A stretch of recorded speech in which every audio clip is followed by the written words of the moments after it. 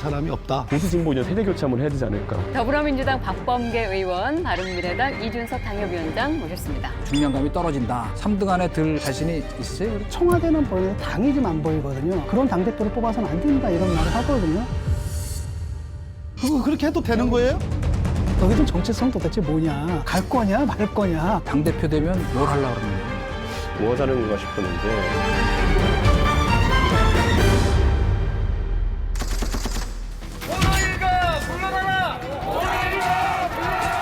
지금 영장 담당 판사시면은 구속영장을 발부하셨을 거란 말씀이에요. 판사의 자격으로 물으신다면 밖에서 바라보는 날카로운 시선, 외부자들 지금 시작합니다.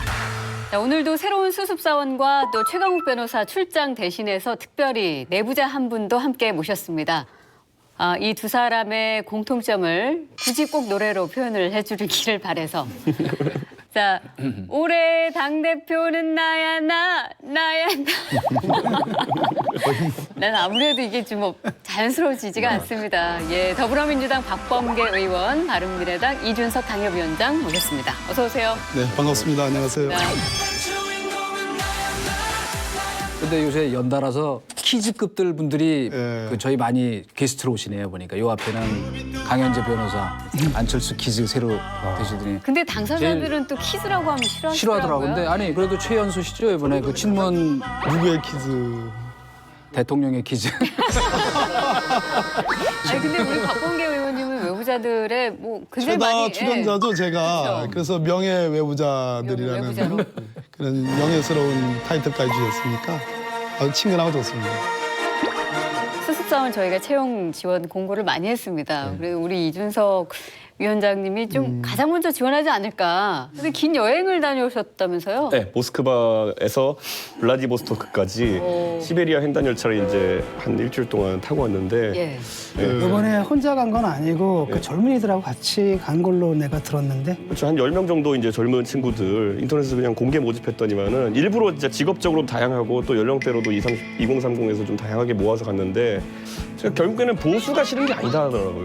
그러니까 보수주의가 싫어질 일은 없고 보수를 하는 사람들이 너무 싫다.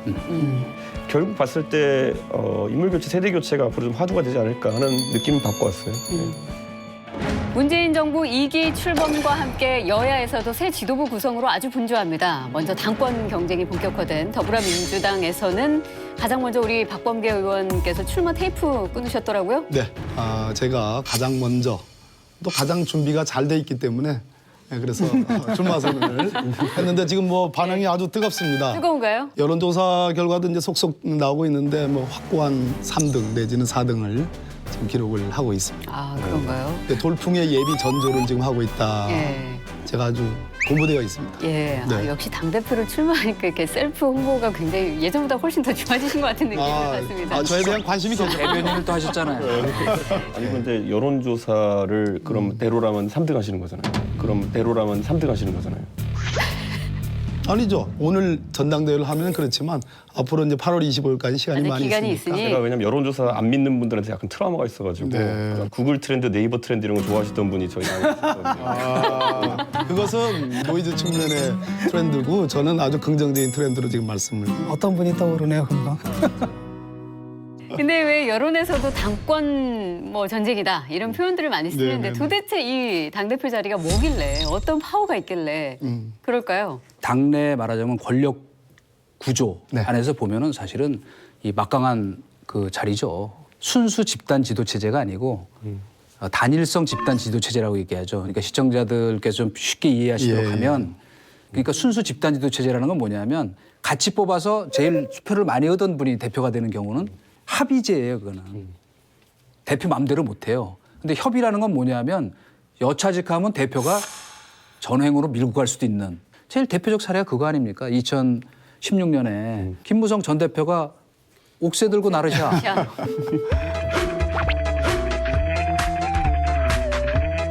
카리스마 있는 분이 되시면은 사실은 개인적 그 카리스마의 역량에 따라서는 사실은 대통령의 그 당 쪽의 파트너잖아요. 예, 그거 맞죠. 예, 예. 지금 뭐 매우 중요한 자리인 그렇죠. 것만은 틀림없다. 네. 예, 그렇게 정리할 수 있을 것 같아요. 네. 예. 이게 이제 그 미국하고 우리가 좀 다르잖아요. 미국 같은 경우에는 이제 원내 정당이라서 그렇죠. 사실상 오픈 프라이머리거든요. 예, 그러니까 맞습니다. 누구를 공천할 것인가를 유권자들이 직접 결정하는 일종의 직접 민주주의 시스템인데 우리나라는 간접 민주주의예요. 네, 네. 그러니까 사실상 뭔가 당 대표가 유권자를 대변해가지고 얘가 공천을 주는 거잖아요. 네. 그 가운데서 민의가 왜곡될 수가 있거든요. 사실 그래서 그 동안에 보게 되면 문제 제기가 좀 있었던 것 같고 이 시스템이 좀 작동 안 한 케이스가 2016년 같은 경우는 대통령이 공천권을 행사했잖아요. 이런 게 있었고 그 반대편에는 어떤 일이 있었냐면은 그 민주당 내부에 내분이 있었어요. 그때는 당 대표가 아예 공천권 행사를 못했죠, 결국은. 네. 비대위로 넘겨가지고 비대위에서 했고 당시에 이제 친노라고 하는 사람들이 많은 경우에 떠나야만 했던 이런 일들이 있거든요. 그래서 사실은 이게 이제 우리 그 시민들, 유권자들의 의식 속에서 좀 이 시스템 자체가 좀 문제가 있지 않느냐 이런 생각이 좀 싹 드는 것 같고 그래서 누가 당대표가 되든 간에 옛날처럼 그렇습니다. 전행을 해서는 안 된 것 같고 예. 다만 뭐랄까 공천이라는 게 공적으로 천거하는 거잖아요. 그 과정에 공정한 집행자가 되는 역할 거기에 머무르라는 유권자들의 뭐랄까 명령이 있지 않을까 생각해요. 근데 막강한 만큼 책임도 큰 거거든요. 그래서 리더십의 요체는 책임지는 거라고 저는 생각을 합니다. 그렇기 때문에 이 공천 제도를 총선 1년 전에 예측 가능한 공천 룰을 만들어야 되는 거. 그 룰대로 공천이 되는가를 정확하게 따져볼 수 있는 기구가 있어야 되는데요. 이번에 아까 룰도 룰이지만 그것을 심사할 윤리심판원의 기능을 부정적인 측면뿐 아니라 긍정적인 측면도 조사하고 그 손발이 되는 신속 대응국을 만들겠다라는 것이 골자입니다. 근데 실제로 여당 대표를 한다는 게 쉽지가 않은 것이 결국 박범계 의원님이 말씀하신 좋은 아이디어들 실현시킬 수 있는 사람은 박범계 의원님이 아닙니다.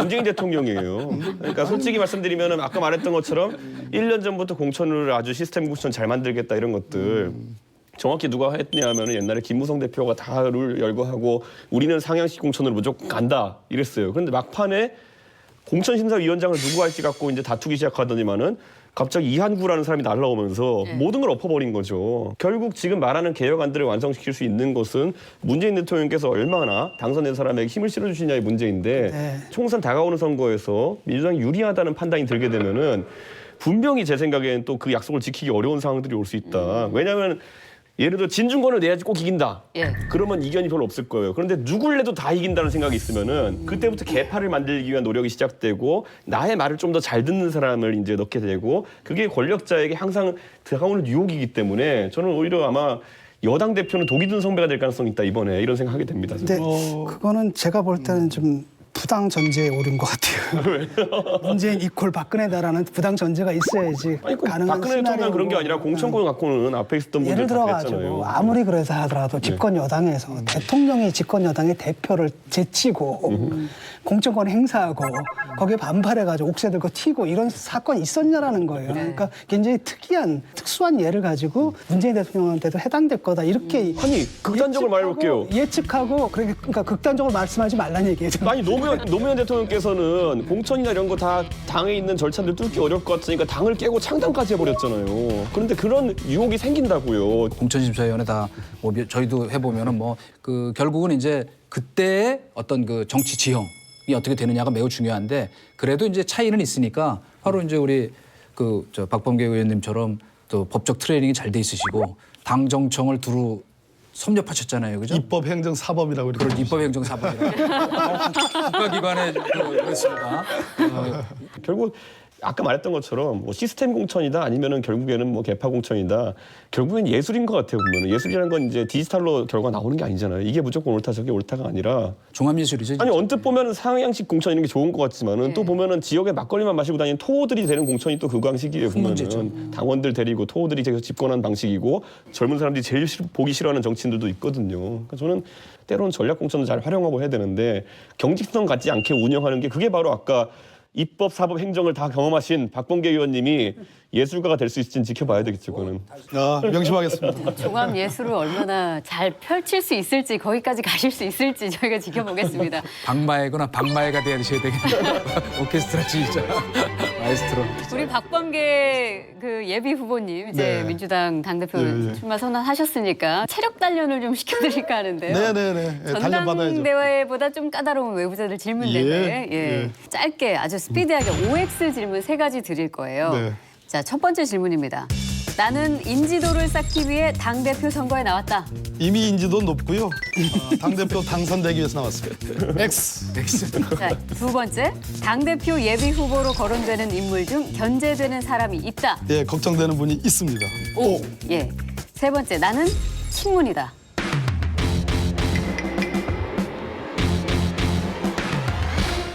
세 번째. 나는 친문이다.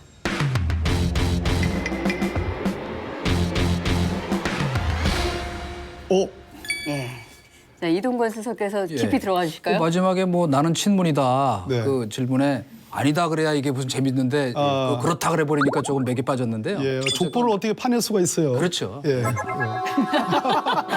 지금 이제 첫 번째 질문에 사실은 질문이 모든 해답을 잉태하고 있는 거 아니겠어요. 근데 현실 정치 지형 안에서는 중량감이 떨어진다 하는 느낌이 있는 건 사실이거든요. 그렇기 때문에 다음을 위한 디딤돌로 이번에 나온 거라는 현실적으로 이걸 어떻게 돌파해낼까 예. 하는 거를 단순히 당신 민심만 믿고 할 수 있는 거냐. 네. 난 요걸로 진짜 예. 이길 수 있다 예. 하는 그 선거 전략을 한 가지 좀. 지금 중량감이 있는 말 그대로 옛날 개념에 그러한 당대표가 된다면 그 국민들이 우리 당원들이 외면합니다.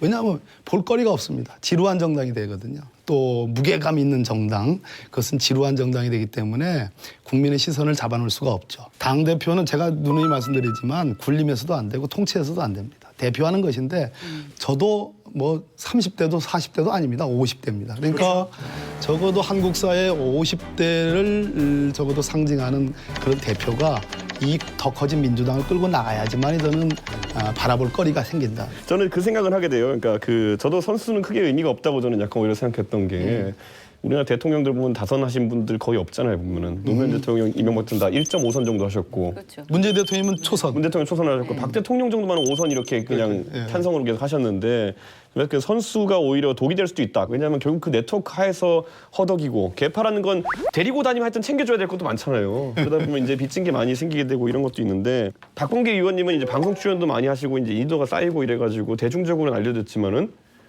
박범계 의원 뭐 하던 분이지라는 분들 굉장히 많아요. 제 주변에서는 뭐 하던 분이지 또는 뭐 하실 분이지에 대한 그게 굉장히 좀 적게 인지돼 있는 것 같아가지고 박범계는 이거다 딱 한 문장으로 할 수 있는 거예요. 박범계는 적폐청산위원장이다. 이거만큼 진부예요.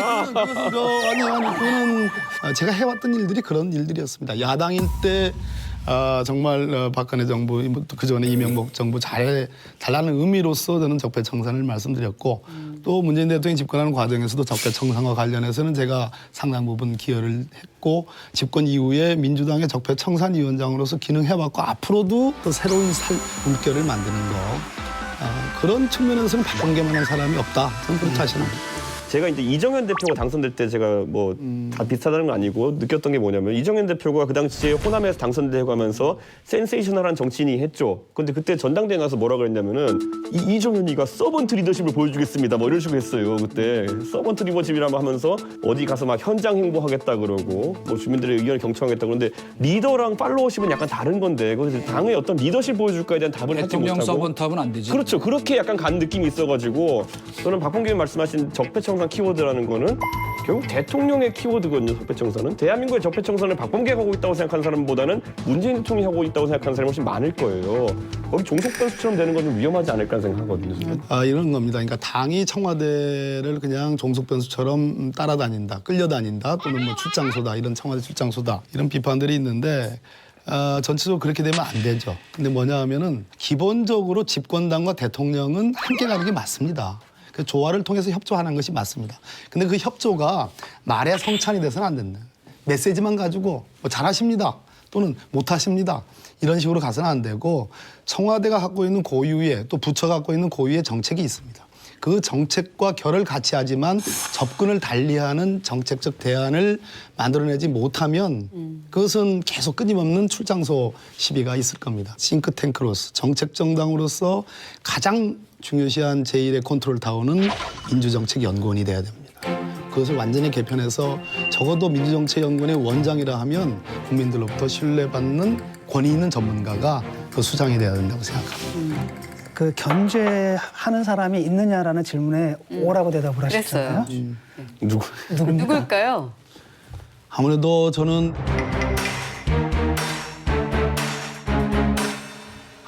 저는 이해찬 전 총리님이 부담이 됩니다. 근데 이 부담이라는 것이 사실은 그렇게 썩 긍정적인 좋은 것은 아닙니다. 이해찬 전 총리님의 출마 여부가 모든 언론 기사에 다른 후보들에게 부담이 된다. 이런 언급을 합니다. 그 부담은 그분의 무게감이고 그분의 경륜과 지혜일 텐데 반대로 그것은 제가 말씀드리는 70만 당원들의 심장을 춤추게 하는 역동성에는 확실히 그것은 제한적으로 작용하는 게 사실입니다. 그런 측면이 하나 있고요. 김부겸 장관님이 지금 상당히 1등 여론조사 결과가 나오는데 안행부 장관의 기능과 역할 초기를 생각하면 나오시는 게 맞는가 하는 그런 우려가 있습니다. 그 두 분에 대한 부담이 있습니다. 아니 근데 원래 의원 출신 장관이 1년 했으면 많이 한 거 아닙니까? 충분히 나올 수 있는 건데 저는 그런 부분보다도 이제 이번에 김부겸 장관은 그 발언 대통령의 뜻을 따르겠다는 발언 자체가 맞는 말 같으면서도 제가 봤을 때는 사람들이 원하던 답은 아니지 않았나. 이해찬 의원님 전 안 나오실 것 같은 게 이해찬 의원님 나오시면은 딱 제 받는 느낌이 친박이 집권했을 때 서청원 대표 나오겠다고 맨날 하마평에 오르는 것처럼 그 정도의 이미지로는 받아들여져요. 그러니까 그 안에서 상당한 아까 말했던 네트워크를 구성하고 계시고 그분은 충분히 대표가 아니더라도 역할을 할 수 있는 분인데 나와가지고 당의 얼굴이 되어야 되겠느냐라는 또 반박은 있을 것 같아가지고 저는 안 나오실 거다. 그분의 정치 경륜을 봤을 때 굳이 나오시려고 할까요? 이해찬 총리가 지금 거론되고 또 본인이 또 출마 의사를 분명히 밝히진 않고 있지만은 또 안 출마하겠다는 얘기도 좀 안 하고 계시잖아요. 그건 나올 가능성이 굉장히 큰데 이분이 이제 그러는 데는 그 이유가 있거든요. 사실은 집권 여당이잖아요. 그럼 아무래도 대통령의 통치를 보완해줘야 된단 말이죠. 견제도 하고 그건 보완해야 틀림없죠. 되는데 예. 그 막중한 역할을 누가 할 것이냐거든요. 네, 네. 적임자로 좀 얘기가 되고 있는 게 지금 정부에서 하는 게 뭐냐면 적폐청산이거든요. 네, 네. 적폐청산은 지금 됐다고 봐요. 저는 상당히 잘 된 거라고 보고 그러면 두 번째가 남북관계 관리도 상당히 좀 잘해나가고 있다고 보거든요. 나머지 이게 중요한데 그게 이제 경제 문제예요. 이제까지는 예컨 후발 효과였다. 이제까지는 뭐 박근혜 정권 그전에 이명박 정권 이게 잘못된 경제 정책의 네. 실정의 결과로서 이런 게 나왔다라고 하는데 지금 집권한 지 1년이 넘어가는데 더 이상 그런 핑계가 안 되거든요. 설사 그게 사실이다 하더라도 국민들이 그걸 갖다가 사실을 안 받아들여요. 그냥 핑계로 받아들일 거란 말이죠. 라고 한다면 결국 이제 경제를 관리하는 데 굉장히 안정적인 뭔가가 좀 필요한 거죠. 예. 그래서 그런 맥락에서 지금 얘기가 되고 있는 것 같아요. 저는 그 나오시리라고 보는 이유가 뭐냐면 우선은 그 2012년에 그 희미한 옛사랑의 추억.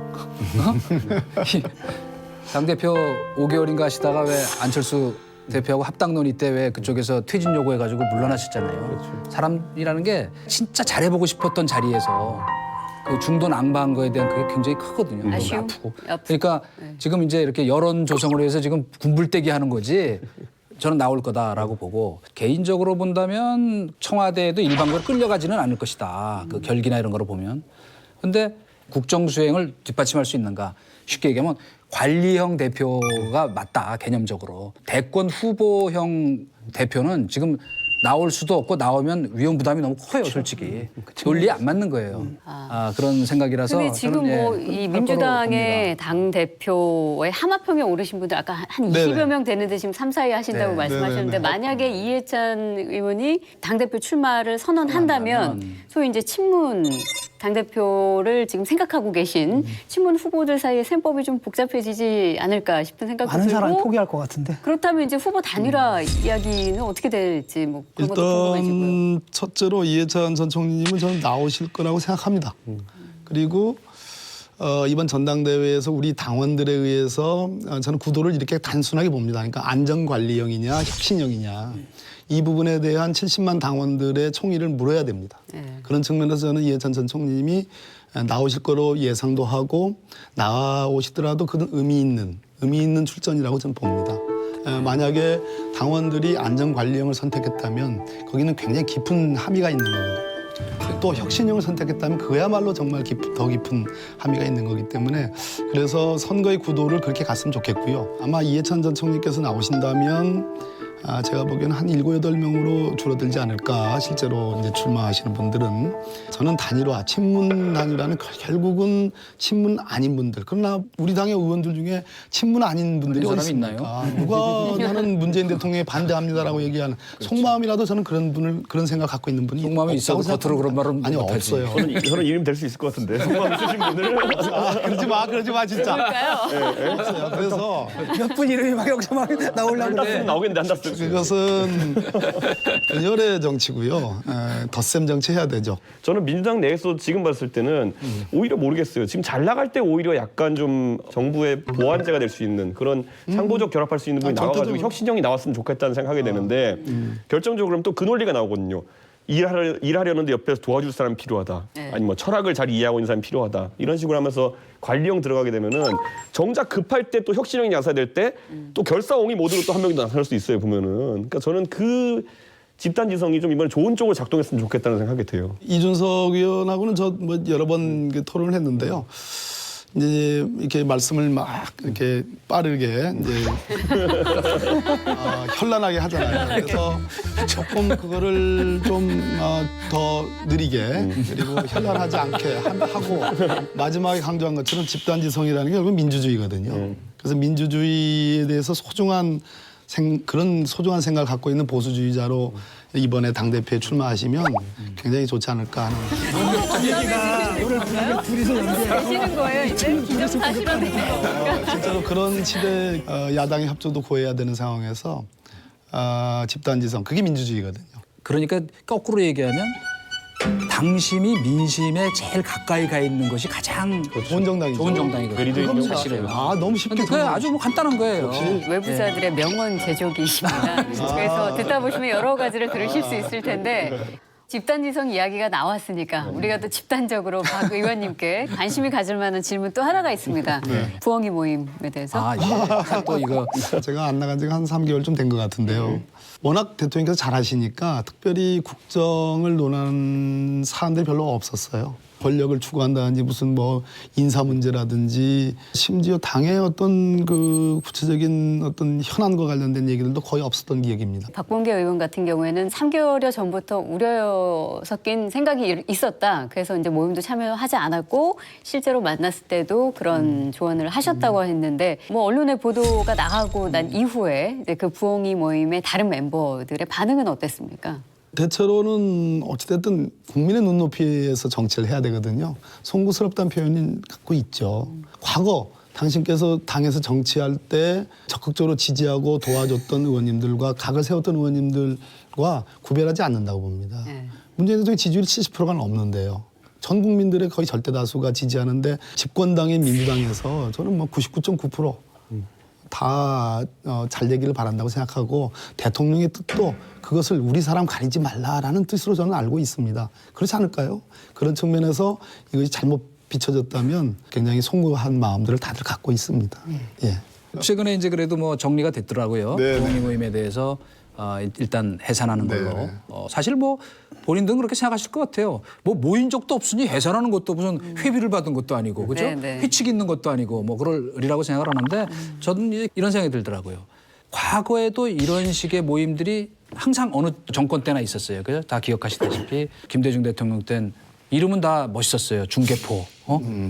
저 중계포라는 모임이 있었는데 그게 이제 그 친이 모임이었고 박근혜 대통령 때도 이름은 혁신과 통합 모임이지만 그게 한 50여 명 친박 그때 뭐 진박감별사 얘기 나오기 전후에서 나왔고 요번 것도 뭐냐면 권력 현상이라고 저는 생각해요. 요 대목에서 제가 딱 말씀드리고 싶은 건 뭐냐면 박근혜 권력과 문재인 권력은 다르다는 생각을 전 버려야 된다고 생각합니다. 권력의 본질적 속성은 똑같은 거예요. 권력이라는 게 따지고 보면 저 사람이 힘이 있다고 사람들이 믿는 게 권력이에요. 권력이 뭡니까 따지고. 옛날에 하나회도 친문 모임이었어요. 그렇기 때문에 이건 만들어진 자체가 불건전한 것이었다. 빨리 해소한 건 잘 됐다. 그러나 없어지지 않을 것이다 절대. 그러니까 부엉이 모임에 대해서 그냥 뭐 별거 아닌데 없어졌다고만 얘기했을 게 아니라 네. 앞으로 이런 말하자면 사조직 이걸 어떻게 하겠다 본인이 한번 좀 나는 어떻게 하겠다를 혁신 얘기하시려면 해야 될 것 같아요. 제가 보기엔. 부엉이 모임은 꽤 오래된 모임이고요. 그리고 과거에 참여정부 때 이제 문재인 대통령이 민정수석, 시민사회수석, 비서실장을 하지 않았습니까? 그때 청와대에서 함께 근무했던 분들을 중심으로 2012년 대통령 선거에 이제 억울한 패배를 한 이후로 그때의 빛나는 역할을 해주셨습니다. 근데 집권 이후에 저는 몇 가지 좀 우려를 좀 갖고 있었습니다. 그래서 최근 몇 개월은 제가 논의에 참여를 하지 않았습니다. 그리고 내부적으로도 제가 하고 싶은 얘기들을 했습니다.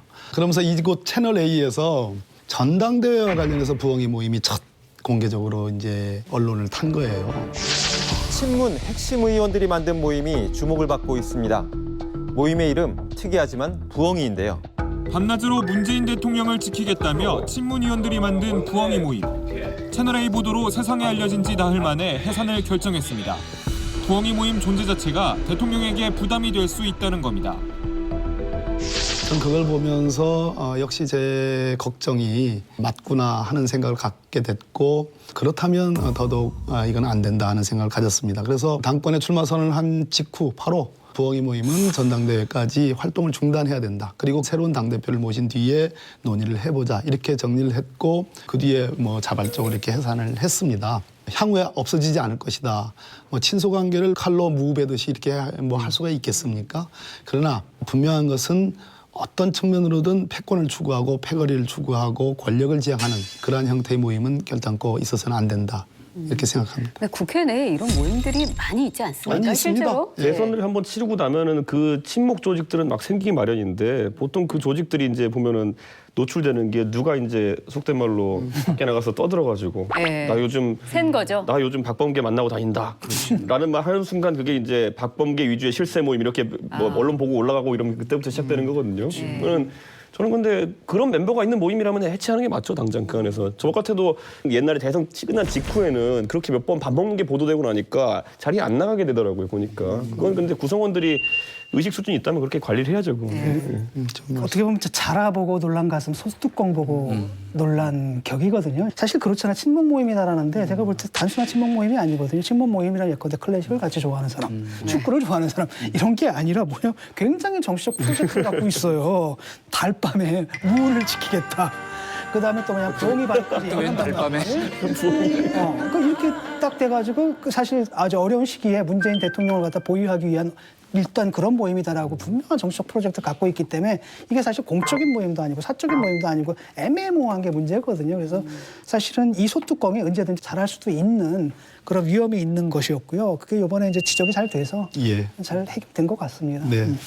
음성적인 게 더 위험한 거죠. 이를테면 아예 뭐 국회 정책 포럼 등록을 하고 모인다면 그건 뭐 특정한 또 자기네 프로젝트를 갖고 하는 그럼 좋은데. 그런 지향이 필요한 거죠. 네, 뭐 그냥 우리끼리 친목으로 만났다. 근데 권력을 근처에 있는 사람들은 항상 뭘 염두에 둬야 된다고 저는 생각하냐면은 나는 이런 거 해도 돼. 이 생각을 가지면 굉장히 위험한 겁니다. 나는 뭘 하지 말아야 하나. 남들은 우리를 어떻게 볼까. 이것이 말하자면 절제와 금도의 시발점이거든요. 그렇기 때문에 사실은 이번에 뭐 밥 먹는 거 갖고 왜 그래 하는 거는 조금 생각이 부족했다. 저는 그렇게 생각합니다. 진짜. 또 하나는 그 스토리텔링 있잖아요. 네. 자꾸 어떤 스토리를 구성을 해가지고 그걸 현실의 분석으로 대체를 해버리면 안 되거든요. 이분들이 생각하는 게 뭐냐면 외로운 대통령이 있는 거야. 이분 언제든지 흔들 수가 있는데 이들을 지켜줄 어떤 일종의 송단 기사단이 있는데 그게 우리야. 뭐 약간 이렇게 해가지고 보면은 좀 이상해요. 예컨대 그분들께서 어떤 특정한 시기에 정말 정치적 올바른 판단을 해서 부당하게 흔들리는 대표를 도운 적이 있다. 라고 하면 그렇게 판단해야지. 이게 무슨 기사 소설 쓰듯이 약간 그런 문제 돈키호테가 되는 거거든요. 자기 소설을 갖다 현실로 착각하는. 근데 제가 이제 우려하는 게 뭐냐면 이런 부분들하고 바깥에 있는 또 그런 소설을 쓰고 계시는 분들이 있거든요. 이게 연대가 돼가지고 같이 움직이게 되면 상당히 좀 봐주기 참 민망한 일들이 좀 벌어질 것 그리고 이게 같아요. 현실에 존재하는 모임이면 이렇게 해체라도 하고 할 수 있는데 누군가의 공상 속에서 이렇게 자꾸 권력이 부여되는 집단이 있으면요. 정권 자체가 굉장히 흔들릴 가능성이 좀 있다 봐요. 저는. 불건전해지는 거죠. 그러니까 아까 말씀하신 것처럼 예를 들어 원로 그룹이라든지 아니면은 친문 그룹이라 가지고 대통령께서 자문을 구하기 위해서 뭐 밥 한번 먹고 할 수 있는 건데 거꾸로 대통령 빠진 상태에서 서로 자기들이 실세라고 하고 있는 상황이라면은 굉장히 위험하고 권력 누수가 생길 근데 거예요. 요거는 뭐 조금 더 나가는 얘기인지는 모르지만은 정말로 비극적인 그 한국 씁쓸하달까 하는 한국 정치 현실은 진짜 그 진박하시던 분들 박근혜 대통령 탄핵 때 뭐 했어요 다. 어디가 있는데 보지도 않잖아요. 근데 또 인제 나와가지고 또 뭐 복당파 나가라 그리고 뭐 하여튼 그런 벌어지는 제가 그 현실. 그때 하나 그러니까, 해프닝인데 선생님 예. 뭐냐면 라디오에서 아침에 아 그분이 옛날에 진박하시다가 요즘은 홍준표 대표 쪽에 계신 것 같다 이렇게 얘기했더니 바로 이제 항의 전화 오셔가지고 하는 말이 준서가 나는 박근혜 대통령 버린 게 아니야. 홍준표가 좀 더 좋아졌을 뿐이야. 유머 감각 있으신 거 보니까 장수하시겠는데. 그 정도는 얼굴이 두꺼워야 계속하지. 그건 브루투스의 연설이잖아요. 내가 소 시절을 덜 살아가. 로마를 더 살아있기 때문에 말을 더 잘한다. 어이. 이준석 위원장께서 출마 선언을 했어요. 22일 날 페이스북에 이런 글을 올리셨더라고요. 전당대회에서 이겨서 당당하게 뜨거운 냉커피 말고 제대로 된 물건 팔겠다. 뭐 어떤 계기가 있으신 건가요? 바른미래당이 이번에 참패를 했잖아요 선거에서. 근데 저도 이제 선거를 뛰다 보면은 결국 사람들이 바른미래당이 뭐 하는 당이냐라는 질문을 계속 근본적으로 던지더라고요. 정체성. 예. 그러니까 뭐 안철수, 유승민이 한 두 대선 주자 중심으로 형성된 정당이라는 건 알겠다. 그런데 과연 지향점이 어디냐? 예. 국민들이 보기에 뭐 A라는 사안이 터졌을 때 어떤 식의 판단할지 감이 안 잡힌다. 팔릴 물건을 팔아야 되는데 지금 뭐 뜨거운 냉커피 팔겠다. 아니면 뭐 카페라떼 우유 빼고 주세요. 뭐 이런 느낌인 약간 그런 상황이라 가지고 제 생각엔 이번에 좀 이념적으로도 한번 정립을 해야 되겠다는 생각이 들고요. 무엇보다도 이제 보수 진보 이제 세대 교체 한번 해야 되지 않을까라는 생각하는 게 제 앞으로 봐도 제 위로 이제 보수 진영만 놓고 봤을 때는 제 앞에 이제 한 15년 터울로 정병국, 원희룡, 남경필 그 다음에 없어요. 제 앞에 이제 그 세대적 그 집단이 제 뒤로는 더 없어요. 저도 이제 정치권에 와서 한 발짝 들여놓은 7, 8년이 됐는데 제 뒤로 따라오는 후배들이 없다는 게 이게 어떻게 보면 지금 보수가 겪고 있는 위기의 근본적인 부분이 아닐까. 근데 이제 바른미래당 그 당 대표 후보로 이제 뭐 이미 출마 선언을 하셨으니까 네. 그 외에 이제 손학규 추대론도 있었다가 예, 손학규 전 위원장은 전당대회 출마 안 하겠다. 이제 이렇게 지금 정리가 된 상황입니다. 그래서 저의 유일한 적은 하태경입니다. 그렇습니까? 어떻게 보세요? 자신 있으세요? 그래서 어제 술도 한 잔 같이 마셨는데 하태경 의원님이랑 저랑은 서로 의견이 합치하는 적이 많지는 않아요. 예. 그리고 저는 이번에 하태경 의원이랑 노선 갈등을 좀 한번 보여주고 싶다. 하태경 의원 같은 경우는 저랑 대북관 같은 경우도 많이 다르고요. 우선 하태경 의원은 예전에 이제 북한 관련 문제 연구도 많이 하고 있어서 그런지 저한테 지식적인 건 많이 전달해 주시지만 또 생각하는 방향은 조금 다르기도 하거든요. 근데 그 논쟁의 힘이라는 걸 한번 이번에 믿어보고 싶어요. 보면. 왜냐하면 지금까지는 보수 진영에서는 좋은 게 좋은 거지를 약간 강요했어요. 보면은. 그렇기 때문에 거기에 따라간 측면이 많은데 이번에 그 한번 확 바꿔야죠. 이번에. 네. 그 바른미래당에서 이제 하태경, 이준석 둘이서 뭐 대북관을 놓고 뭐 둘이 치열하게 붙는다라든지 유권자들 입장에서는 재밌을 것 같아요. 기대가 왜냐하면 될것 최초로 같은데요? 보수 정당 내에서 저는 이념의 만약- 차이를 놓고 논쟁을 하는 걸 보는 거잖아요. 저는 만약에 하태경 의원이 양자 대결 구도가 되잖아요. 그럼 하태경 의원 딴 가지고 돈 들이는 선거하지 말고 진짜 10회 차로 나눠가지고 누가 보든 말든지 간에 토론? 그냥 양자 토론 해가지고 우리가 있는 거 다 까고 진짜 얘기하자라고 이제 할 것 같은 게 지금까지 저는 정당에서 그게 너무 답답했어요 보면은. 그러니까 보수 쪽에서 항상 좋은 게 좋은 거지라는 식으로 흘러가는 분위기가 팽배했고 그러다 보니까 이념적으로 완전히 무너져버린 그런 측면이 있거든요. 한번 정립해야죠. 네. 김성식 의원은 뭐 출마한다는 얘기 없나요? 일부러 지금 제가 지금 무시하는 척하고 있습니다. 지금. 가장 두려운 분 중에 하나이기 때문에 김성식 의원님은. 근데 이런 질문이 오지 않겠습니까? 아까 이제 바른미래당이 그동안 그 정체성도 모호하고 무슨 문제 터졌을 때 어떻게 대응할지 예측 불가고 그럼 이 위원장은 그동안 어떤 역할을 했느냐 뭐 그렇게 물 수 있지 저야 않을까? 반연예인 역할을 했죠 지금까지. 예, 근데 그거는 지금까지 어쩔 수 없었던 게 뭐냐면은 예. 그건 있더라고요. 사람들이 저한테 왜 진지한 정치의 역할을 더 하지 않았느냐라고 이제 얘기하는 분도 있어요. 근데 그거 하려고 하는 순간 또 많은 비판이 가해졌던 게 애늙은이 같다는 얘기를 또 많이 듣게 돼 있고요. 두 번째로는 직접 민주주의적 요소가 많이 도입되고 있다고 했을 때 결국은 대중소구력이라는 것도 무시할 수 없는 정치적 중에 하나더라고요. 인적 네트워크를 과거에 여의도랑 아니면 뭐지 저 삼청동에서 쌓는 그런 네트워크랑 다르게 또 대중력 요는 SNS도 하고 이렇게 하잖아요. 그 구축하는 게 너무 어렵습니다. 젊은 사람 입장에서는. 젊은 사람들이 정치에 진입하지 못하는 이유 중에 하나 그거다. 근데 당대표 되면 뭘 하려고 그러는 거예요? 그러니까. 자기 생각을 풀어놓은 경험이 있는 사람이 많지 않아요. 보수에서 지금 젊은 사람들 중에서.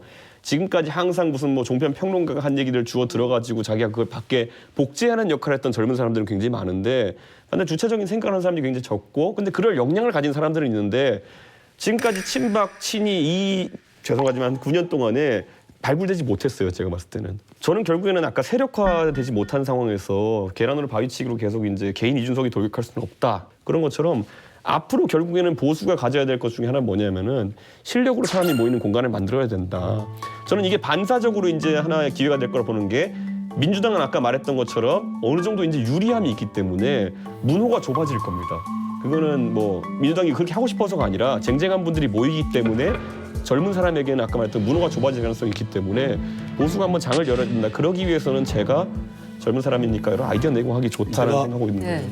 기본적으로 한국 사회 그 정치 지형에서 보수가 재편될 수밖에 없습니다. 근데 그 재편은 당의 크기, 이제 국회의원 수를 얼마나 갖고 있느냐는 것은 전혀 문제가 되지 않을 겁니다. 그런 측면에서는 바른미래당에게 기회가 있을 거라고 봐요. 이번에 원내대표 김관영 의원으로 이렇게 뽑아내는 거 보면서도 적어도 상당한 부분 진보하고 있다라는 생각이 들고요. 그래서 희망을 좀 가졌으면 좋겠고 또 하나는 참 그 측면에서 상당히 제가 어떤 연민이랄까 그런 생각이 드는데 반연예인 역할을 할 수밖에 없었다. 그 점 좀 안타깝게 생각해요. 만약에 정상적으로 권력의 메커니즘이 박근혜 정부에서 돌아갔다면 이준석 의원 같은 최고위원 한 사람이잖아요. 그렇게 써서 그냥 일회용으로 미안합니다만 그럴 일이 아니고 정부 섹터는 확실히 경험해 볼 필요가 있는 거 아시잖아요. 그죠? 저는 사실은 그런 의미에서는 박근혜 대통령 책임이 좀 있다 이렇게 생각을 하는 게 뭐냐면 이를테면 한국의 이크롱을 만들려면 우리 그때 이준석 비대위원 같은 사람을 그런 국정 경험을 좀 하다못해 어디 차관이나 발탁을 해서 경험을 쌓도록 해주는 사실 마크롱도 중간에 그런 강요 경험이 없었다면 아마 그런 지금 같은 자리에 또 오기 어려웠을 거예요. 맞습니다. 실력 있는 보수는 저는 제가 우리 건강한 보수가 있어야 되기 때문에 집권당을 민주당을 위해서도 그런 측면에서는 아니라는 생각이 듭니다. 왜 그런 거 아니? 대체로 보수는 많은 인적 자원들을 진보보다 더 많이 갖고 있었고 실력 있는 분들 많았어요. 그런데 중요한 거는 가슴이에요. 가슴. 대체로 유권자들은 마지막에는 이렇답니다. 대통령 후보를 놓고 볼 때 웃는 모습을 갖고 찍는 것이 아니고 진지한 모습을 상상하고 찍는다는 겁니다. 그래서 이 측면이 굉장히 중요하다고 생각하거든요. 그래서 뭐 제가 어줍지 않게 이 어드바이스처럼 됐지만 잘 되실 겁니다. 자, 이제 자유한국당 얘기로 넘어가 보겠습니다. 뭐 비대위 체제가 뭐 내년 2월까지 간다, 안 간다 뭐 그런 이야기가 나올 정도로 지금 굉장히 혼란스럽습니다. 비대위원장 후보로 하마평에 오르신 분들이 한 30여 명 정도 되는데요. 제가 비대위원장 후보로 진중권 교수가 들어있다는 정보를 그런가요? 근데 자기가 추천했거든. 예, 제가 추천했거든요. 상당수가 거기에 이름이 오른 상당수가 나 기분 나쁘다, 불쾌하다, 혹은 그러고 싶지 않다 이런 아주 사정하고 있어서 거기 명단에 못 끼면은 이 보수 라인에서 팔불출에 끼는 거 아닌가 모르겠는데 거기도 못 들어갔단 말이에요. 잘못 살아온 것처럼 이렇게 이거 보면은 그냥 네. 머릿속에 떠오른 거 브레인스토밍 하듯이 다 토해낸 것 같거든요. 그런 것 같아요. 근데 이제 네. 특정한 분들 같은 경우 굉장히 기분 나쁠 수가 있는 게 예를 들어가지고 이정미 헌법재판관 같은 네. 경우 이름이 거론된다는 것만 가지고도 굉장히 피곤한 거잖아요. 이게 그렇죠. 왜냐하면 그 묻는 거거든요. 이게 나는 아무것도 한 것 없는데 정신 못 차린 거. 정신 못 차리고 차린 국민 거죠. 무서운 줄 모르는 거예요. 이게 지금 사실은 성찰이 아직 부족한 거예요. 이거 최소한 누구 진지하게 모셔오려면요. 목 다 내놔야 돼요, 자기네. 예. 당협위원장, 국회의원, 당 공천권이고 뭐고 다 내놓을 테니까 와서 하여튼 자기 방식 맘대로 하시오. 그러면은 뭐 혹시 김병준 교수 같은 분은 하실 생각이 있는 것으로 저도 알고 있어요. 근데 그렇지 않으면 이 아사리판에 들어가서 이쪽 편 들면 친박에서 난리칠 거고 저쪽 편 들면 비박에서 난리칠 거고 또 뭐 어쩌고 혁신이 안 된다 그럴 거고 누가 들어가겠습니까, 거기. 그 정치 경험도 있으시고 하다 보니까 이제 박형준 교수 얘기를 제가 들었었거든요. 그게 이제 2주 전에 들었던 얘기인데 이 생각했어요. 처음에 김병준 교수님이 얘기가 나왔을 때 김병준 교수님은 굉장히 자질도 있으시고 지지도 많이 받는 분이지만은 그 얘기도 또 들었거든요. 그렇게 본인도 하고 싶다 그러고 하겠다 했는데 안 되는 건 비토가 있기 때문이다. 당내에서. 지금 이제 민생 어렵다고 다 그렇잖아요. 근데 계속 정부 여당으로 하여금 민생을 살리지 못한 책임을 지게 만들어야 되는데 보수가. 그러려면 보수가 우리가 이렇게 협조했는데도 못한다. 무능하다. 라는 그런 프레임이 만들어야 되는데 계속 이런 식으로 모든 것을 건바이건 다 발목을 잡고 그래서 우리가 야당의 협조를 받지 못하는데 공수처도 그렇고 뭐도 그렇고 뭐 상가 임대차 보호법도 그렇고 이거 얼마나 중요한 건데 야당이 반대합니다. 더 이상 우리는 방법이 없습니다라고 하면 2020년 총선 구도는 이번 지방선거 구도하고 달라질 게 없거든요. 그래서 제가 이런 어드바이스를 하는 것이 맞는지는 모르겠으나 정말로 민생 입법 부분에 있어서는 좀 건바이 건으로 협조할 건 협조를 하는 그런 리더십이 좀 나와야 될 때가 아닌가 그런 생각합니다. 자유한국당 상황이라는 게 지금 이거잖아요. 서로 나가라는 거잖아요. 나 빼고 다 개혁하자 이거잖아요. 결국은 나는 안 돼.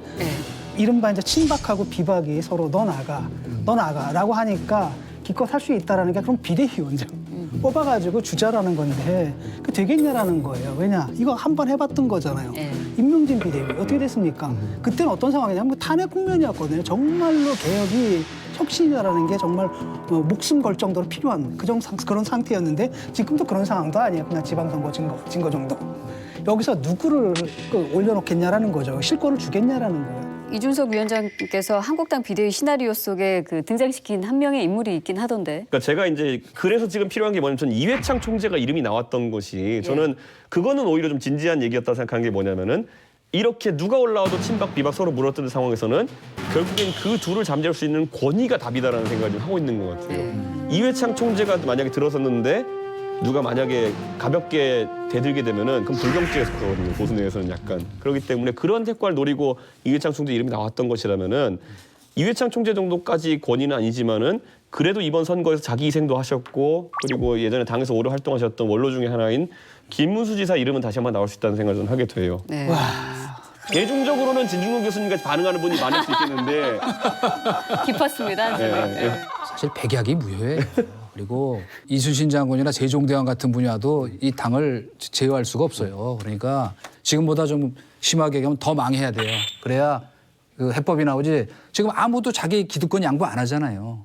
그러니까 저는 수석님 말씀에 보태가지고 단순히 자기 자리를 내려놓으려지 않으려는 것과 덧붙여가지고 지금 상황에서 조금 더 유리하고자 또 중대선거구제 얘기하는 거 보고 진짜 폭삭 망해야 된다 이게 이런 바로 생각했더니 뭐냐면 저희가 진짜. 아주 하는 저 유명한 그 비유로 불난 집에서 티밥 주워 먹으려는 그러니까 거다. 없는 집이 더 심해 이런 게 있죠. 그러니까 그리고 그 사고를 안 버리면 다 불난 집에 티밥 주워 먹으러 다니고 불 끌어오는 사람은 없어. 지난주에 정치 발언한 분 중에 제일 재밌었던 분이 누구냐면은 홍준표 대표. 내가 나가고 나서 지지율 오르는지 보자. 그건 그러네. 그러니까 맞는 말이면서도 반대로 그 말은 뭐냐면 그러네. 심지어 이 판에서 홍준표 대표도 나중에 재등판할 기회를 노리고 있는 거예요. 네. 홍준표 대표 나가셨어도 당 지지율은 안 떨어지는데. 특활비 논란은 국정원에서 국회로 옮겨가고 있습니다. 뭐 이 논란이 이번이 처음은 아닙니다만 일하지 않는데도 지급되는 눈먼 돈의 실체에 국민들이 다시 한번 경악을 했습니다. 국회 사무처에 따르면 2011년부터 13년 3년간의 조사를 했는데 연간 약 80억씩 그러니까 3년에 걸쳐가지고 240억 원의 국회 특수활동비가 이제 지급된 것으로 나옵니다. 그 용처를 보니까 국회의원들이 해외 출장비로 많이 썼고 또 교섭단체 정책지원비 및 활동비 그밖에 이제 상임위에서 활동하는 비용 등 이런 것들도 이제 용처가 되어 있고요. 주목해야 할 게 이제 교섭단체 대표인데 이분은 월 6천만 원을 받아요. 그리고 상임위원장이 월 600만 원씩 받는단 말이죠. 네. 그 240억 원 특활비 중에서 국회의원 해외 출장 경비로 약 18억 원 이상이 사용됐다고 합니다.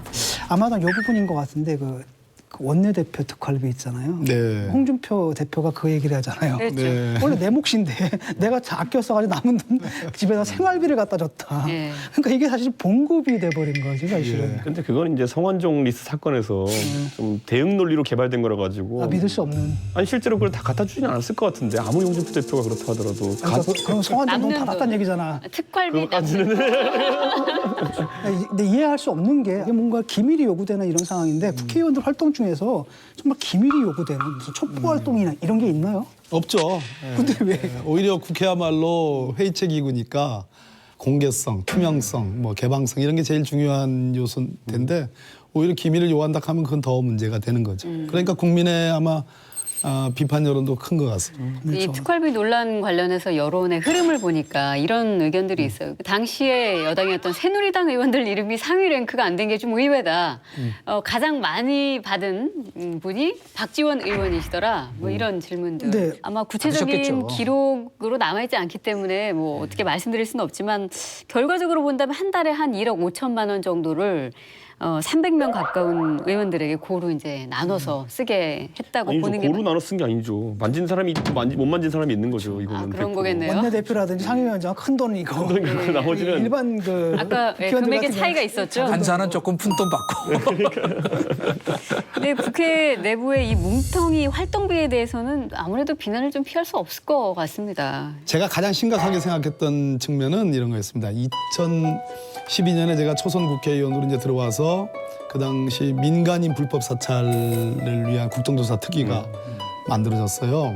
그 당시 특위위원장님이 심재철 위원장님, 제가 간사, 여당 간사가 권성동 의원이었는데 말 그대로 개의할 때 한 번 열고 마지막 종결한다고 해서 폐회한다고 한 번 여는 게 전부예요. 네. 회의 2번. 14개월 동안 아마 그런 것 같은데 그런데 심재철 위원장께서 한 9천만 원가량을 아마 매달 받아갔어요. 그래서 매달. 그렇죠. 매달 나가는 네, 매달 받는 매달 나가는 돈이니까. 돈이니까. 그래도 이분은 양질해요. 나눴어. 다 전원 반환 했어요. 전액 반환했어요. 노회찬 의원 같은 경우에 올해 4월부터 반납을 하고 있거든요. 그러니까요. 정의당 의원들은 그 돈 몇백 이거 별로 신경 안 씁니다. 왜냐하면 우리가 어떤 정당이냐면은 옛날에 국회의원 세비 나오잖아요. 절반을 세비도 떼서 나눠 썼잖아요. 절반을 딱 떼가지고 그걸 갖다 정책비로. 보좌관들이랑 나눴어요. 사실 명분 있는 돈이라면 그거 뭐 몇 년 동안 260억이 아니라 2,600억도 쓸 수 있는 거죠. 문제는 그 뭐 이 말하면 이제 국회의원 현역 분들은 굉장히 펄쩍지시던데 지금 우리 국회의원들한테 특권이 너무 많아요, 솔직히. 지금 흔히 얘기하잖아요. 국회의원들 바뀌는 거 200가지. 근데 아마 뭐 배지 안 달고 다니다 배지 달고 뭐 그런 거 그러니까 포함해서. 어쨌건 근데 홍 의원님 공항 귀빈실 쓰세요 안 쓰세요? 귀빈실 썼죠. 다 써왔죠. 아니 저는 뭐 사실 그런 것도 그렇게 봐요. 귀빈실 쓸 수 있어요. 어떻게 뭐 왜냐하면 바쁘니까 공무에 바쁘니까 편의를 제공하는 거잖아요. KTX도 뭐 저 필요하면 그냥 타게 해주고 뭐 정책 개발하라고 자관 이런저런 지원들을 많이 해주고 실제로 국회의원들 보좌관도 인턴 포함해서 지금 9명이잖아요. 네. 사실 9명을 고용한다는 건 굉장한 거거든요. 문제는 이렇게 많은 특권의 연장선에 이게 있다는 데 문제가 있는 거지. 이 국회의원분들이 가지고 있는 그 수많은 특권을 내려놓겠다는 운동이 지난 10년 동안 거의 주기적으로 나왔어요. 뭐 일 안 할 때는 세비를 반납하자, 뭐 문호도 무임금을 하겠다, 뭐부터 시작해서 뭐 수도 없었는데 세비는 계속 올라가고 전부 공수표에 그쳤지 자기 희생을 한 일이 없었다. 그런데 플러스 이렇게 눈먼 돈까지 뒷주머니로 차고 썼구나. 물론 이제 그 국회 뭐 요직 계신 분들이지만 100번 양보해서 보면 사실 우리 사회에 아직까지는 만연해 있는 체면 유지비예요. 상임위원장 됐는데 밥 먹으러 가면 밥값 자기가 내야 될 거네. 왜 남의 기관 무슨 뭐 특활비 얘기하고 자기는 왜 바람풍하면서 난 바람풍하라 그러니까 국회 신뢰가 점점 떨어지는 거 아니냐. 그러니까 차제 이걸 계기로 해서 단지 특활비 문제가 아니고 흔히 과도하다고 지적받는 국회의원 특권 내려놓기부터 혁신 아니 과제로 중요한 지적입니다. 실천하시면 제가 보기엔 큰 저거 받으실 것 같아요. 네. 그러나 쇼를 하지 말고 진짜로. 지금 말씀하신 것처럼 그 국회의원들 보고 일하지 말라는 말씀은 아니잖아요. 그럼요. 열심히 일한 만큼 받아가라는 말씀이잖아요. 그렇죠. 그래서 저는 제일 중요한 게 그냥 이렇게 이번에 특활비 논쟁이 불거졌으니까 정말로 필요한 부분이 뭐고 필요 없는 부분이 뭔가라는 것을 정확하게 드러냈으면 좋겠고요. 두 번째는 국회의원도 제대로 된 어떤 성과 지표가 있었으면 좋겠어요. 그러니까 뭉뚱그려서 다 일 안 한다. 대체로 제가 경험한 지난 한 7년 동안의 경험을 보면 나름 열심히 합니다. 그렇죠. 예, 그리고 그 중에서도 각 당별로 정말로 열심히 하는 그런 의원들이 또 있고요. 네. 그래서 성과 지표를 제대로 만들어서 국민들이 평가할 수 있는 뭐 문호동이면 당연히 무임금 해야 되겠죠. 그런 것이 반영돼야 된다고 보고. 그렇죠. 그런 건데 이제 그 세비나 이런 측면에서 항상 이제 보면 국민들이 억제하는 쪽으로 좀 이제 움직이는 경우가 많은 것 같은데 뭐 아까 말했듯이 돈을 끌어올 곳이 있는 사람들이면 오히려 그런 옥죄는 환경 속에서 뭐 버틸 수 있지만은 결국엔 정말 정치하고 싶은 신인이나 이런 사람들 중에서 정치자금 마련할 길이 없는 사람들 정치 배제시키는 효과를 낳게 되는 것이기 때문에 저는 부패 측면에서 접근할 때는 좀 조심스러워야 된다. 현실적으로 할 수 있게 해놓은 다음에 강하게 엄단하는 것이 방법이지 지금 제가 봤을 땐 정치에서 어떤 오세훈 정치자금법 이후에 상당히 정치가 클린해지는 것도 사실이지만은 반대로 클린해진 만큼 뒤에서 편법을 쓸 수밖에 없는 상황이 강제되는 경우도 있거든요. 특활비 내역을 그러면 좀 보고 싶어서 대법원에서 참여연대 요청 받아가지고 국회 특활비 내역 공개해라 이렇게 법적 명령을 내렸지 않습니까? 근데 국회 사무처에서는 계속 공개 거부하면서 수기로 써서 가져가라 뭐 이미지 상태로 보내준 다음에 그걸 또 참여연대에서 다시 엑셀로 수작업을 해야 되는 그런 과정을 거쳤다고 알고 있는데 뭐 이렇게 판결을 내린 대법원마저도 사실 자체 특활비 내역에 대해서는 비공개 입장이지 않습니까 지금? 그러니까 뭐에 썼다라는 뭐에 증거가 없으니까. 뭐 예. 일방적으로 주장하면 그것이 곧 내역이 되는 건데 그 뭐 거짓말 할 수도 없을 노릇이고 큰 그 뭐 금액으로 얼마 가져갔는데 예를 들어서 대법원장이 가져갔으면 그 대법원장 혼자 썼냐 아니면 그 산하에 뭐 필요한 부서 기관에 이렇게 내려줬냐 그런 정도의 규명이 가능하지 더 이상 세부적인 내용 어디에다 뭐에다 썼느냐 뭐 노래방 갔느냐 어떠냐 뭐 그건 알 수가 없는 노릇이고 예. 마찬가지로 국회에서도 지금 문제되는 것처럼 원내대표 뭐 상임위원장들이 받아간 특활비의 내역이라는 게 뭐 아마 거의 다 뭐 현금으로 다 이렇게 쓰여졌을 텐데 그건 내역이라 밝히기가 쉽지 않을 겁니다. 아까 이제 그 말씀하셨는데 대법관들이 밥 먹고 나가지고 노래방 가는 걸 좀 상상을 했거든요. 되게 재밌을 것 같아요. 갈 수도 있겠죠. 갈 수 있죠. 갈 수도 노래방은 뭐 사람 이렇게 아니고 불건전한 건 아니에요. 노래 부르고 스트레스도 해소하셔야지.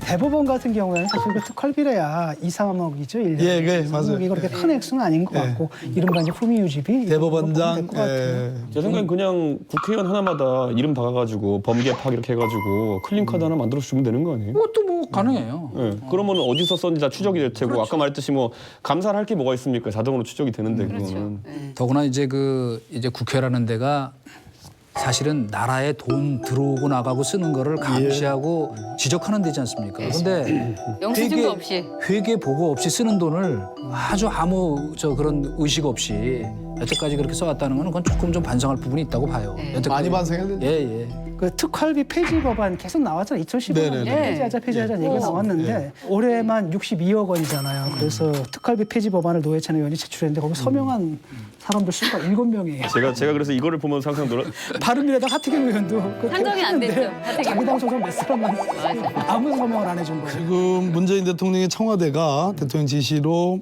청와대 특활비의 한 42%가량 그것을 절감 좋은 데로 전환해가지고 어려운 사람 도와주는 뭐 그렇게 일종의 그 가이드라인이 있어요. 우리가 오늘 처음부터 나온 얘기인데 선수. 국회의원의 선수를 어떻게 볼 거냐. 연공 서열로 볼 수는 없잖아요. 국민의 대표로 선거에 의해서 뽑히고 또 하나는 국회직이라는 게 있는 거예요. 이것을 다른 행정기관 또는 사법기관의 그것과 같이 볼 거냐 다르게 볼 거냐. 뽑히는 것은 국민의 대표로서 그 임기 중에 시한부 뭐 비정규직 아니겠습니까 일종의. 그런 것들인데 이 차원에서 국회는 조금 다른 접근과 평가를 할 필요는 있는데 이왕 논의가 됐으니까 일성은 이건 문제가 있다. 그리고 폐지를 기본적인 원칙으로 한다. 그렇지만 국민께 양해를 구해야 될 부분들이 이런 것들이다라는 이런 순서대로 풀어나갔으면 좋겠습니다. 네. 차제에 하여튼 이 국회의원 특권 내려놓기 운동의 시발점이 됐으면 저는 좋겠다고 생각해요. 우리가 자꾸 뭐 터지면 건건이 거기에 대응해서 이렇게 할 게 아니고 사실 국민들 인식 속에는 제가 뭐 국회의원 아니라고 국회를 막 비판하는 게 아니고 저도 오래 국회를 지켜본 사람들인데 당신들이 적폐야라는 인식이 깔려있기 때문에 이런 게 자꾸 이슈가 되는 건데 자기 정화운동은 전혀 안 하고 있거든요. 말만 하고 또 그다음엔 행렬하청이잖아요. 그러니까 이번에 차제에 아예 그거를 그냥 이 당대표 저 선거 오실 때 구호로 내걸어서 우리부터 하고 내가 그 앞장서겠다고 하시면 국민적 공이 크지 않을까. 그게 혁신입니다. 그렇죠. 예, 네. 맞습니다. 항공사 회장님들이 잇따라 갑질 논란에 휩싸였습니다. 사상 초유의 기내식 대란을 일으킨 아시아나의 박삼구 회장은 사과 기자회견으로 수습에 나서긴 했지만 의혹은 여전히 남죠.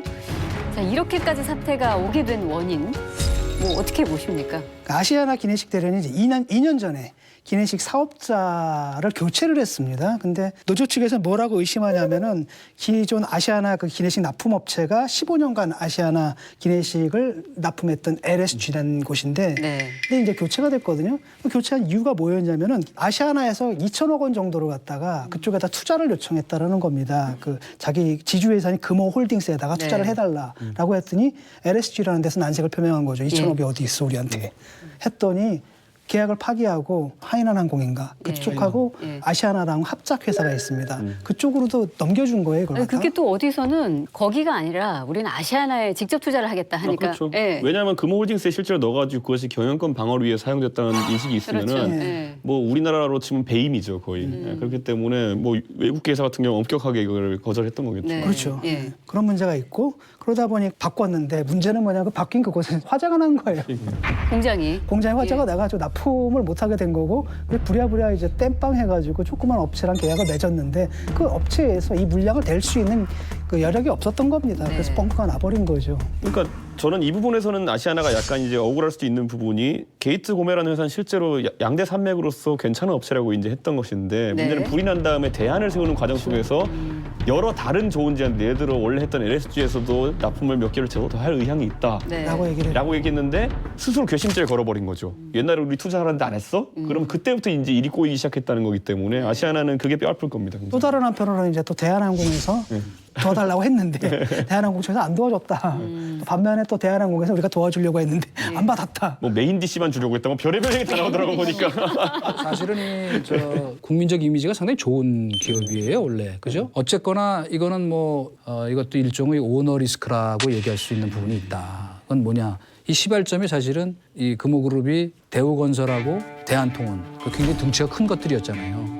그걸 인수하는 과정에서 잘 공격적 경영을 해서 인수를 했는데 리만 브라더즈 사건 터지는 바람에 이제 자금난에 몰리고 다시 이거를 팔고 하는 과정에서 자금난이 심화됐고 그러다 보니까 이게 금호홀딩스까지 네. 와서 금호타이어 지분을 또 매각했다 다시 되찾는 과정에서 지금 또 자금 부족에 빠지고 이런 지금 악순환이 벌어진 거였거든요. 물론 이제 거기에 성공했었더라면 박상구 회장께서 진짜 그 그룹 재건의 신화를 만든 그 영웅이 됐을 겁니다만은 그렇기 때문에 저희가 항상 B플랜이 있어야 되는데 B플랜이 없었다.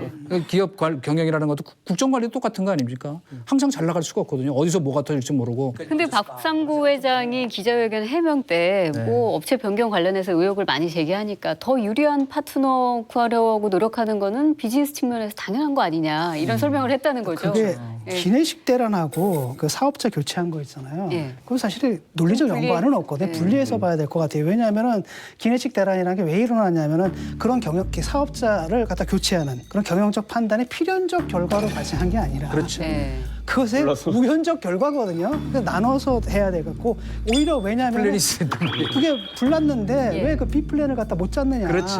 그걸 왜 확인을 못 했느냐. 그렇게 책임을 물어야 될 것 같고 오너 리스크 있잖아요. 예. 뭐 오너들이 했던 갑질이라든지 이 부분에 대한 문제 제기는 좀 분리해서 보는 게 옳지 않나라는 생각이 들어요. 지금 아시아나에서 이렇게 터진 걸 보면은 그걸 20불짜리 밀쿠폰으로 대체하고 바우처로 대체했는데 그게 면세품 사는 데밖에 쓰이지 못하고 그래서 기내에서 계속 면세품 팔고 있고 뭐 어떻게든 그 안에서 자기들 위주로 손실을 축소해 보려고 하다가 네. 굉장히 승객들에게 불편을 초래하고 나름 이제 국적항공사잖아요. 이미지 완전 실추시킨 이런 상황이 된 거기 때문에 그거는 자업자득이거든요. 지금 그 아시아나 항공 주주들까지 나섰지 않습니까? 네네. 경영진 이제 기내식 납품업체 아무 문제 없었던 납품업체를 바꾼 것이 결국 이제 개인의 이익을 위해서 회사에 손해를 끼친 행위다. 그래서 배임을 묻겠다라고 하는데 이게 법적으로 배임이 성립할까요? 이 배임죄라는 게 이제 최근에 포스코의 그 정준영 회장도 무죄가 항소심에서 났는데 이 하나의 경영상의 필요에 의해서 그럴 수밖에 없는 선택이었느냐 아니냐의 그 이제 이 법리 논쟁과 관련해서 굉장히 어렵습니다. 그래서 그러다 보니까 코에 걸면 코걸이, 귀에 걸면 귀걸이라는 그런 비판이 있어요. 국민 정서상으로는 그게 사실이라면 도저히 용납하기 어려운 부분이 있는데 오너 뭐 박상구 회장 쪽에서는 그는 경영상의 필요와 선택이었다. 이렇게 나가면 이것이 굉장히 어려운 법리가 되죠. 그래서 아직은 속단하기는 좀 이르다고 봅니다. 근데 우리 이번에 기내식 대란 속에 되게 비극적인 사건이 그러니까 예, 그게 있었습니다. 기내식 그 납품하는 제하청 협력업체 대표가 숨진 채 발견되면서 이게 불공정 계약으로 손해배상 압박을 느낀 게 아니냐 이런 의혹이 나오고 있는 거잖아요. 그렇죠. 결국엔 계약을 한 업체가 불 나고 나가지고 일시적으로 계약한 업체가 샤프 도앤코라는 그런 곳인데 지금 그게 3,000씩 정도 만들던 곳인데 네. 갑자기 3만 개 만들어내라니까 이게 뭐 원래 15년짜리 계약했으면 사람을 더 뽑으면 되죠. 그렇죠. 근데 몇 달짜리 계약하면서 생산 10배로 늘린다는 거는 가능하죠. 사업주 입장에서는 할 수 있는 선택이 아닙니다. 일시적으로 고용했다 해고할 수 있는 것도 아니고 그렇기 때문에 결국엔 이 부담을 전부 다 이제 그 기내식 포장하는 일 담당하는 업체한테 집어 씌운 게 아니냐. 네. 포장업체가 포장업체의 기축 사유로 만약에 납품하지 못했으면은 진짜 포장업체가 책임져야 될 부분이 있겠죠. 예. 근데 지금 그게 아니라 포장업체가 포장할 물건이 안 왔다. 이건 명백하게 포장업체의 문제가 아님에도 불구하고 포장업체 대표가 다 뒤집어 써야 되는 상황이 계약사상으로 있다 보니까 이분이 그 부담감을 이겨내지 못했던 것인데 네. 이런 부분이 뭐 얼마나 가혹하냐면은 국제선에 15분 이상 기내식 공급이 지연되면은 취급 수수료가 없다. 뭐 30분 이상 늦어지면은 가격에 그러니까 뭐 재료비고 뭐 이거 다 합치 가격 전체의 반값으로 이제 대금을 지불한다고 하니까 망하라는 얘기죠. 이거 보면은. 근데 이런 것들이 책임이 누구한테 있느냐를 묻지 않은 상태 속에서 무조건적으로 이렇게 네. 이런 계약이 법적으로 유효한가요? 그러니까 이제 우리나라의 가장 그 계약 체계에서 가장 큰 문제점이 하청, 재하청 이렇게 넘어가는 그래서 책임이 최종적으로 가장 영세한 마지막 직접적인 업체에게 묻는 문제가 생기잖아요. 기내식이라면 제일 핵심적인 것이 먹는 거, 음식물일 텐데 포장의 문제로 지금 된 문제가 돼서 그분이 이제 목숨을 그렇게 끊으신 건데 계약이라는 측면에서는 일종의 정기행위라는 개념입니다. 무슨 얘기냐면 우리가 양복을 맞출 때 하루 이틀 늦는다고 그래서 뭐 약간 불쾌하고 좀 기분 나쁘긴 하지만 뭐 위약금을 물린다는 거는 불가능한 얘기잖아요. 그런데 예를 들어서 신랑이 오늘 오후 2시에 결혼을 하는데 예복이다. 그 예복이 그 시간에 안 왔다. 내일 왔어. 그러면 이제 거기서 완전히 망쳤다. 그러면 그 페널티는 커지겠죠? 그러다 보니까 아마 관행적으로 그렇게 뭐 아무도 문제의식 없이 이 위약금, 엄청난 위약금에 대한 그런 약관 계약을 했던 모양이에요. 그런데 너무나 디테일에 그 여러 가지 요소들이 많기 때문에 그것을 다 알지 못하는 이상 그냥 감정적으로 100% 나쁘다, 100% 옳다라고 하기는 조금 근데 그런 거. 그 또 다른 한편으로는 사실 거시 권력은 계속 무너져 왔어요. 그래서 법적 정치적으로 평등해졌는데 아직 미시 권력들이 있잖아요. 사회 곳곳에 남아있는 그것이 요즘 들어와가지고 무너지는 현상이라고 보거든요. 저는 이제 보니까 되게 재밌는 동영상이 올라왔는데 놀랬거든요. 아시아나 승무원들이 뽑히잖아요. 신입 승무원들이 오게 되면. 예.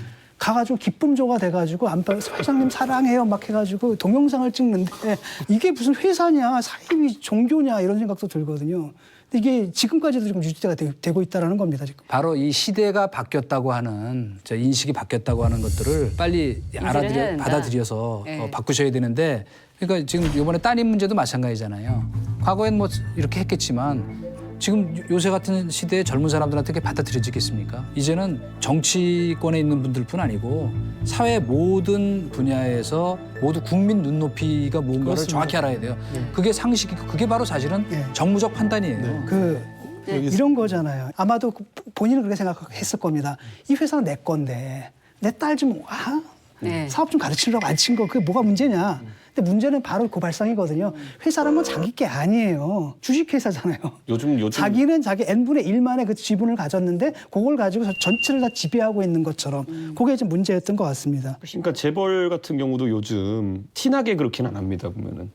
보통 요즘 재벌들이 진짜 이제 자기 자식들 이제 진짜 경영 수업을 받게 하려 그러면은 첫째로는 이렇게 상무로 꼽고 이런 짓 안 합니다 보면. 네. 처음에 과장 이런 데부터 시작하게 하고 둘째로는 자기 회사에 근무 안 시킵니다. 예. 일을 배우게 하려면은 본인의 특수한 위치에서 혜택을 받을 수 있는 그런 회사가 아니라 진짜 다른 회사 가서 경쟁 회사일지라도 예. 거기서 배워서 뭔가 하나 더 회사에 갖고 오는 게 중요한 것인데 그런 어떤 최근에 일련의 트렌드와도 맞지 않는 이런 모습을 보면서 참 이게 어떤 왕국의 형성도 있었구나. 그렇지 않고서야 이게 가능할 리가 없거든요, 저는. 그래서 이번에 아마 이 특정 기업도 아마 문제가 되겠지만은 지금 뭐 가업 상속액이 나쁜 건 아니겠죠. 다만 그에 걸맞는 능력과 경력을 갖춘 사람들이 이제 일할 수 있도록 좀 문화가 형성됐으면 좋겠습니다. 네. 상무가 뭐 공부하는 자리가 아니잖아요. 공부 마친 사람이 맞는 자리지. 이 아시아나가 밥 때문에 이 기내식 때문에 순환을 겪고 있다면 대한항공은 물컵 파문 이후에 계속 지금 뭐 곤란한 상황입니다. 검찰이 조양호 한진그룹 회장에 대한 구속영장 청구했는데 일단은 법원에서 기각이 됐어요. 결국은 적폐와 관련해서 법원도 예외가 아니라는 게 드러난 거예요. 조양호 회장에 지금 지어져 있는 혐의라는 것은 뭐 그 횡령 배임 사기 혐의 그뿐만 아니라 뭐 아주 가깝게는 딸 변호사비를 회사 회사에서. 경비로 대납한다든지 이런 것은 있을 수 없는 것들인데 다툼의 여지가 있기 때문에 영장을 기각해요. 네. 그래서 요즘에 나오는 말은 저도 영장 전담 판사를 해봤습니다만 전주지방법원에서 그 당시 다툼의 여지가 있어서 이런 영장 기각하면서 이렇게 많이 쓰진 않았습니다. 범죄 사실에 대한 소명이 있는지 없는지, 증거인멸 우려가 있는지 없는지, 도망할 염려가 있는지 없는지 이 세 가지 중에 하나인데 다툼의 여지가 없으면 없다. 있으면 있다라고 판단해달라고 영장을 청구했더니 다툼의 여지가 있는지 있기 없는지. 때문에 영장을 기각한다라는 것은 정말로 그것은 납득이 안 되죠. 그랬을 때 국민의 눈높이라는 걸 제가 말씀드리는 겁니다. 사람이 하는 재판인데 그게 진실을 밝힌다? 그것보다 더 중요한 것은 국민이 납득할 수 있느냐 없느냐가 제일 중요한 건데 과연 조양호 회장의 영장 기각에 대해서 국민의 눈높이로 납득할 수 있느냐? 그것은 아니다라는 그런 판단을 하는 거죠. 지금 우리 박 의원께서 지금 영장 담당 판사하시면은 이 사안에 대해서 그럼 구속영장을 발부하셨을 거란 말씀이네요. 판사의 자격으로 물으신다면 제가 기록을 보지 않은 이상은 확정을 할 수는 없으나. 없어요. 그러나 언론에 소개된 혐의 사실로 놓고 보면 대단히 위중한 죄고 그중에 절반 정도라도 인정이 되면 영장이 발부 사안이죠. 저는 자꾸 이 사안이 그러니까 많은 국민들이 또 그런 이미지를 저는 갖고 있으리라고 생각하는데 그 앞에 두 분 따님하고 그 부인이 사실 도덕적으로 비난받을 일이지 그게 구속영장 신청을 사안이냐 하는 거에 대해서는 많은 국민들이 좀 의아하게 생각했어요.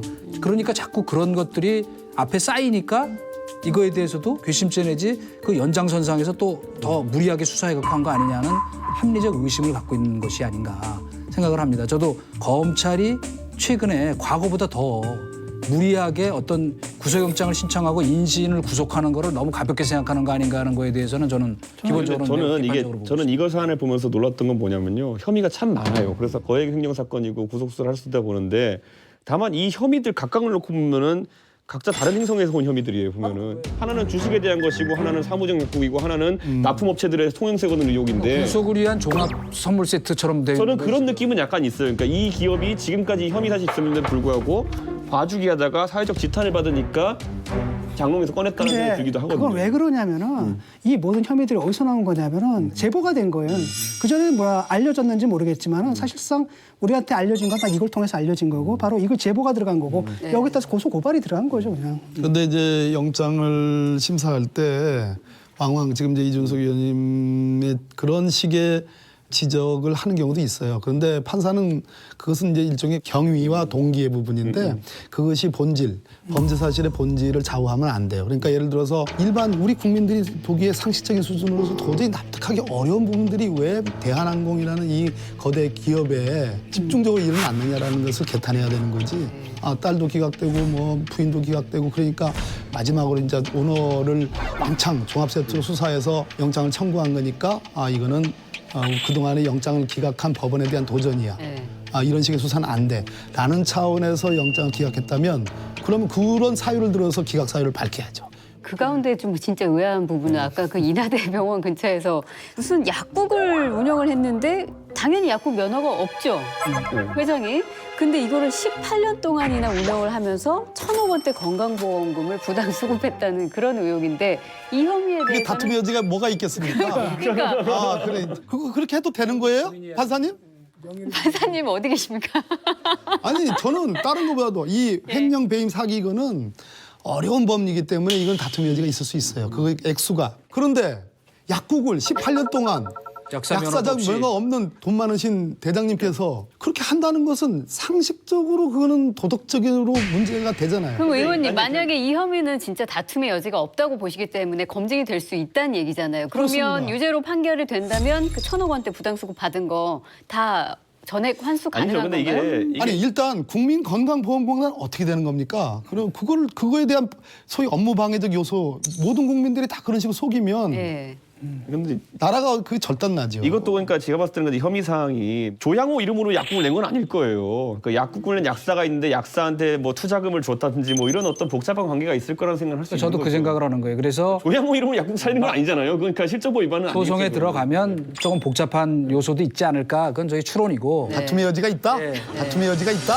그렇죠. 그러니까 다툼의 여지가 있지 아, 않을까. 바로 그 부분이 다툼의 근데 여지가 있는 건가요? 저는 아까 그 약사 면허 없이 그걸 운영했다는 것도 그렇지만 특히 적어도 진에어 항공의 무자격 등기임원 같은 경우는 있잖아요.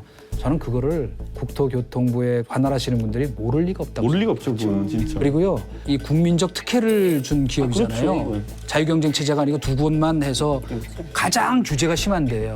거기에 온갖 이권, 온갖 특혜 이런 게 모여 있기 때문에 그런데 그걸 몰랐다는 건 말이 안 되죠. 정말 이해가 안 가죠. 근데 그 부분도 그런데- 지금 여전히 해결이 안 된 게 지대어 얘기 잠깐 해보자면 어쨌든 외국인인 조현민 씨를 진에어 등기 임원에 재직했던 사실이 확인이 됐기 때문에 면허 적격 사유다, 취소해야 된다 이런 의견이 있지 않습니까? 근데 국토부에서 그 면허 취소 최종 결정을 2개월 연기하겠다 한 부분. 그거는 뭐 이해는 또 가요. 고용 문제. 고용 문제 문제가 때문에. 걸려 있어서. 그러니까 단순히 그냥 두부 한 칼에 네, 저 네. 자르듯이 하기 어려운 측면이 있는 건 사실이죠. 예.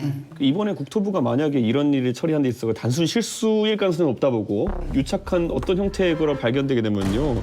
저는 항공산업 전체가 부심받을 수밖에 없는 게 항공산업이란 게 뭡니까? 우리나라가 다른 나라랑 항공협정 맺어가지고 예를 들어 노선 5개 따와가지고 아시아나 3개 가져, 대한항공 2개 가져 나눠주는 그런 특정 면허 산업이거든요. 그런데 그런 곳에서 이렇게 결탁이 다른 영역이 일어났다고 한다면은 산업 자체가 불신받습니다, 이거.